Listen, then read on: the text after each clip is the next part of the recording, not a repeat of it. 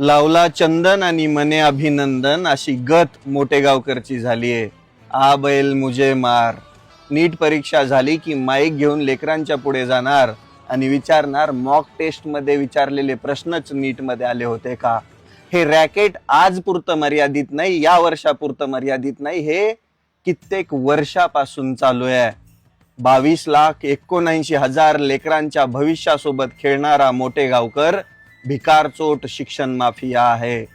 हे जे नीट पेपर फुटीमध्ये आतापर्यंत घटलेले मासे आहेत ना, हे तर खूप छोटे आहेत.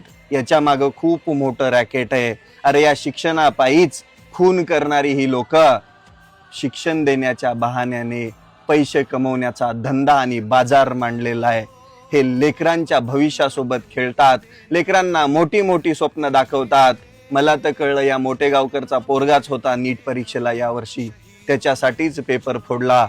मग कसलं शिक्षण आणि कसली क्वालिटी. इथं तर फक्त बाजार आहे शिक्षणाचा.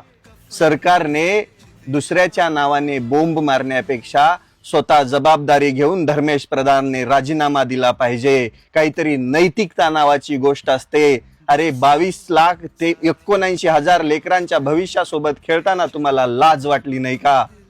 गरिबाची लेकरं, सर्वसामान्याची लेकरं, सामान्य कुटुंबामधून दिन रात्रंदिवस जागून अभ्यास करून मेहनत करून पोटाला चिमटा काढून जगलेली परीक्षा दिल्यानंतर त्या लेकरांचे काय हाल असतील, आज त्यांची मनस्थिती काय असेल, मानसिकता काय असेल, याचा विचार केलाय का.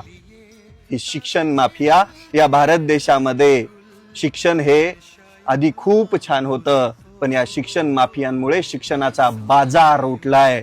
या बाजारावरती सरकारने वेळीच लक्ष घालून या शिक्षण माफियांना फाशीची शिक्षा दिली तरी कमी आहे. यांना सोडू नका, यांना जेलमध्ये सडवा. यांना यांच्या पापाची शिक्षा सगळ्यात मोठी भेटली पाहिजे. 1-2 नाही, यांनी 22 लाखाच्या वर हत्या केल्यात आणि हीच वस्तुस्थिती आहे.